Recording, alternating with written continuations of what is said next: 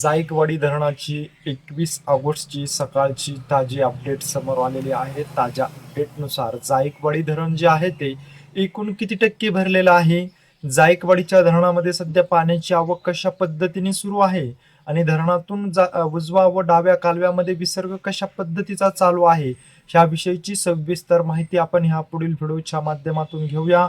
तर नमस्कार मंडळी, आज आलेल्या ह्या ताज्या आकडेवारीनुसार जायकवाडीच्या धरणामध्ये गेल्या 24 तासामध्ये 7,742 क्युसेक इतक्या वेगाने पाण्याची आवक जी आहे ती जायकवाडीच्या धरणामध्ये आली असल्याचं या ताज्या आकडेवारीमध्ये सांगण्यात आलेलं आहे. आणि जायकवाडीचं धरण जे आहे ती फुटामध्ये जर त्याची पाणी पातळी पाहिली तर 1,527.07 फूट इथपर्यंत पोहोचलेली आहे.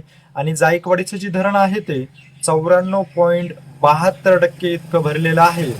गेल्या 24 तासामध्ये जायकवाडीच्या धरणामध्ये 7,742 क्युसेकने पाण्याची आवक आल्यामुळे जायकवाडीचं धरण जे आहे ते 94.72% पर्यंत पोहोचलेलं आहे.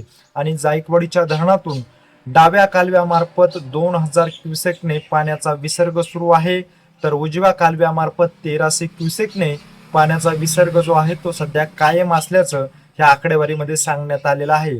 आणि जायकवाडीचं धरण आज मितीला 94.72% इतकं भरलेलं आहे.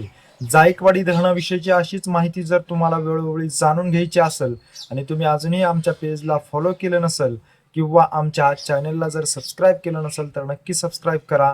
माहिती आवडली असेल तर जास्तीत जास्त शेअर करा. धन्यवाद.